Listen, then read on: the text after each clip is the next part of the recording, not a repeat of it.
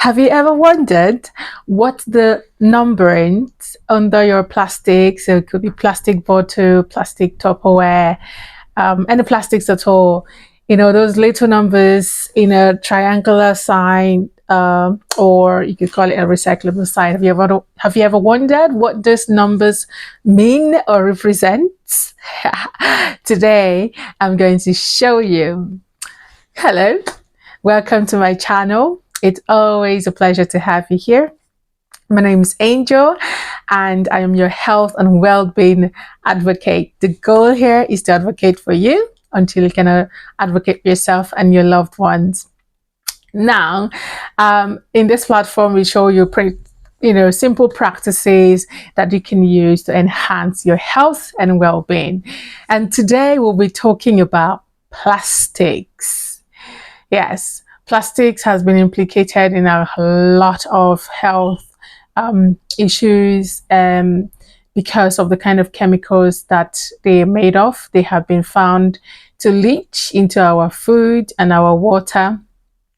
And still, these plastics are still in wide use today in food packaging industries, in our kitchens, to store away our foods and all of that. Now, today's episode is not to scare you. This is just to help you to take simple steps to enhance your health and well-being. Okay, I'm going to tell you what these numbers represent and why those numbers are there. I'm going to tell you how to reduce, if not eliminate, the use of plastics from your life in your kitchen. So the numbers, it could number from 1 to 7. But for safety reasons, bear in mind that not all of these plastics are numbered. And that makes it even worse because now we don't know what category this plastic belongs to or the safe way to use it. Okay, so these numbers are called Resin Identification Code, and this came about by a Society of Plastic Industries. This is to help them to identify what sort of chemicals the plastics are made of and how to recycle them, if at all, and the kind of chemicals that they contain and for sorting processes during recycling. Okay, now I'm going to go through the numbers and the type of materials that are made of and how to use them safely. Okay, so the first one is the number one is it's identified as PETE. And what that means is polyethylene terephthalate. if you beat your tongue pronouncing that word, you're not alone. You're not alone. And examples of the materials that have these numbers is your plastic water bottle. Okay, so now plastic water bottles are not meant to be recyclable. They are meant for you to just use them and throw them away. Don't use them for anything else. All right. My issue with plastic bottles or plastic water bottles actually is they are very unstable, which means that they leach chemicals more than a lot of other plastics. And they respond a lot. What triggers or stimulates these leaches are changing temperatures. So when you have hot to cold or too hot to cold or hot or cold to hot. Now, the reason I have a problem with that is most of these water bottles, by the time they are produced and to the time they get to the till where you buy them as water, they would have gone through a lot of chemical temperature changes. Which I've personally, I feel like they're going all through from production line to the transportation to the storage to it gets to the shop. Apparently, absolutely, I believe with no doubt that there would have been a lot of temperature changes which should have affected these bottled waters. So for me now, I tend to buy bottled waters, like actual bottle, breakable bottled water, or I stick to my filtered water. Anyway, that's me. Another thing that it's really risky to do, which is also a lot of practice by many, is to buy their water and leave it in the car. Now, in the car, when short, especially in very hot regions, oh my God, do you know the temperature? And even in temperate regions during summer, it is quite hot. Anything, children left in the car in summer die. So you can imagine the kind of temperature change that has happened and what's happening in the water bottle that you pick up and drink later. So it's a no, don't do that.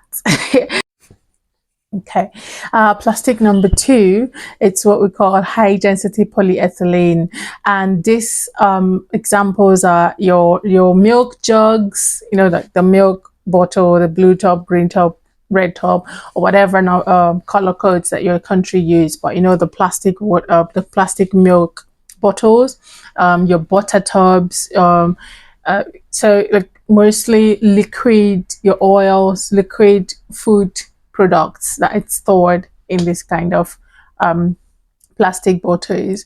And the third one is your popular PCV. They say, oh, this contains PCV, you shouldn't use it.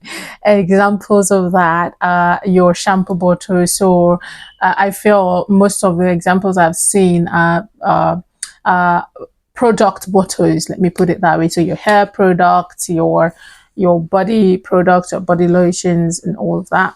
And then the fourth one is the low density. So 2 is high density, 4 is low density. And you have these as your carrier bags, so your shopping bags, your cellophanes, your cling films. They are examples of this kind of plastic bags. Our fifth number is what we call polypropylene. And the examples of that are your other kind of food packaging tubs. So when you talk about your yogurt tubs, your ice cream tubs, sometimes you find 4 in ice cream, sometimes other numbers. Yeah, but there's some of the examples, and that's the 5. So most of the liquid or frozen food that is in a tub, ice creams, yogurt, stuff like that, cheeses are in this number. And number 6 is what we call styrofoam. Now, in the hospitals in the country where I live, we have like this foam kind of cup that they use to drink water or even serve tea to public areas. Right, so it's disposable. Now, styrofoam should actually not be used to put anything that you should put in your mouth, especially if it has to do with hot stuff. So, and then the last, not actually the last, number 7 is the one that it's just a mixture of a lot of things, like various. So maybe during the recyclable process, they can mix anything. So it can be a mixture of any of the 4 6s. And remember, I said that some of these plastics are not even numbered, so we don't know what it's in it. Right.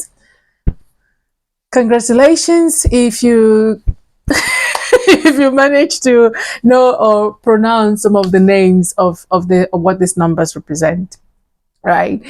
So how do we eliminate, or what should we do to use plastics safer?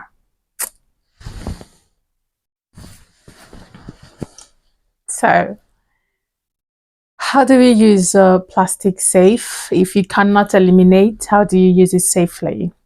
These are some of the measures that I've taken in my own home.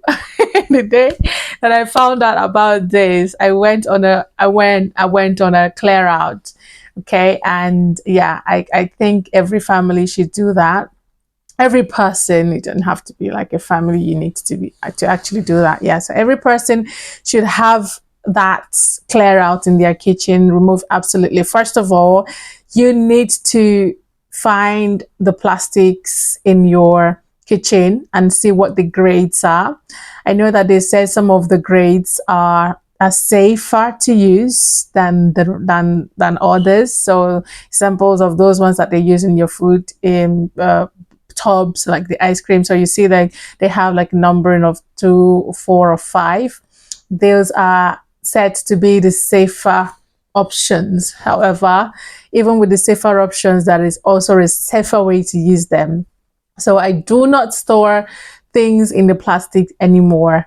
Where I come from originally, You would have plastic bottles and you're using it to store your legumes and your grains and all of that. That's out the window now. Store all my nuts and legumes in in a glass jar.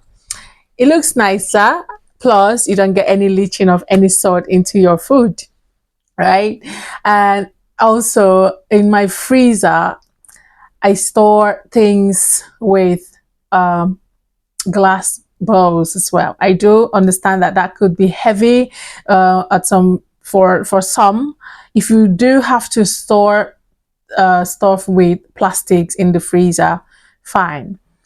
However, when you want to defrost it, make sure absolutely that you're just bringing out that food and you're leaving it to thaw by itself.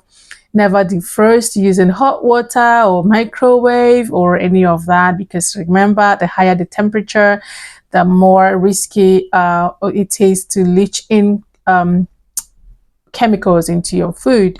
So always make sure you're not microwaving anything in any plastic container, no matter how short that, no matter how many seconds that is going to be. My children, as young as they are, they know that we don't even eat hot food from plastics.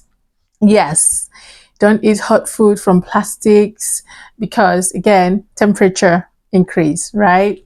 I know that sometimes in parties they say, "Oh, you can't. If you have to use plastic in parties, just as much as possible, make sure that it's maybe you're serving cold food, to your party attendants, or things like your finger foods, your carrots and hummus and all of those, like fruits and vegetables, nothing hot, right? So, and then the disposable cups that you use to drink water, disposable. For the styrofoam, remember, do not use it for your hot tea. But for the other one, even actually don't use any of the plastic cups to make tea. Just use it to drink water and throw it away. Okay. And then what else have I done? I have absolutely made sure that I'm not drinking from water bottle again, except if the thirst will kill me fast. So I just do it as a one off, right? And then any water that I open and I don't finish it within, I know that it's going to be temperature change of any sort. I'll just finish it off. And if I don't finish it within that day, stays in the car for even up to 1 hour, I am not drinking that again. Okay, especially in the hot weather. So in your summer, what I've done is I get water bottles that are not plastics. You have a lot of options now that you can use to carry your water. There's one that I've used as a bottle that I've used for the past 17 years. Oh my goodness. Yes, you heard me right. And this is like a it's not plastic. It's aluminum. What's the material? I'm not great. I'm not quite sure now. But you know that cause those kind of bottles that are thermal, can keep your thing hot, you can keep your stuff cold. So it's those kind of things. They are widely actually they are widely available. This is one of it. I'll show you 1 minute. Yeah, this is a new one. And for sauna lovers as well, if you like to go to sauna, yes, I see a lot of people, they carry their plastic bottle or their smoothie, whatever they're drinking, and they're putting it in a room that is up to 80 degrees and drinking from that. That is an absolute no. Please do not do that. Okay, right now, what else? Just you can come up with creative ways to reduce, replace your plastics. Also, my African people, when you're doing that semo and I know it looks presentable for you to just wrap it in the cling film and place it, but say stop it. Stop it now. Don't do that, because those are like the worst, is one of the least to be used. Okay, so please don't do that. Put your food in the plate. You can make it look nice, you can roll it off. There's so many creative things now to do with food presentation. So yes, you can do that. And that includes cling films on if you're using it to wrap over your food, any food of any sort, actually. So yes, these are the measures we have taken. Apart from the health issues that plastics cause to humans, I think I've mentioned a few. You have lung problems, hormonal imbalance, what you call it now, baby deformity, infant deformities, and cancer, and all sorts. They are also not good for our environment.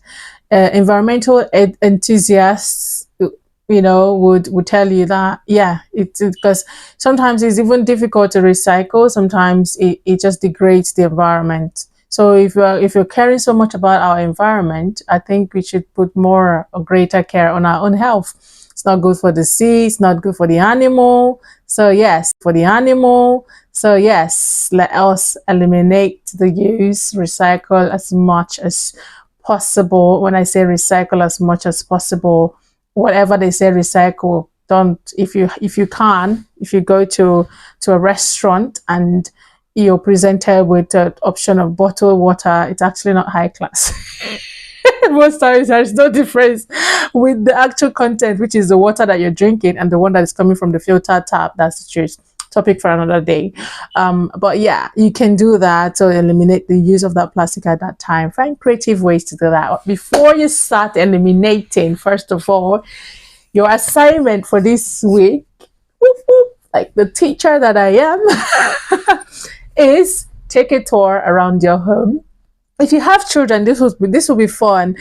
Involve them in what you're doing, and they have that as a bit of educational experience for them as well. And bring out all of the plastics that you use, and you start from your kitchen, because what is touching your food and going into your body system is more important than anything else. And look at the numbers underneath, and see what the numbers are, and what they represent, and which ones are safe. I try to put up a picture here so that you can see, the ones that are considered safe, and see what you have in your kitchen. And then activity 2, come up with creative ideas to replace what you're currently using or reduce it. Okay, so as always, I've come to the end of this episode, and absolutely I have had fun talking about this. I hope you've had fun listening and trying to pronounce those names for all the numbers. It has been amazing. As always, you have been great, and I have been Angel. Till next time, bye-bye.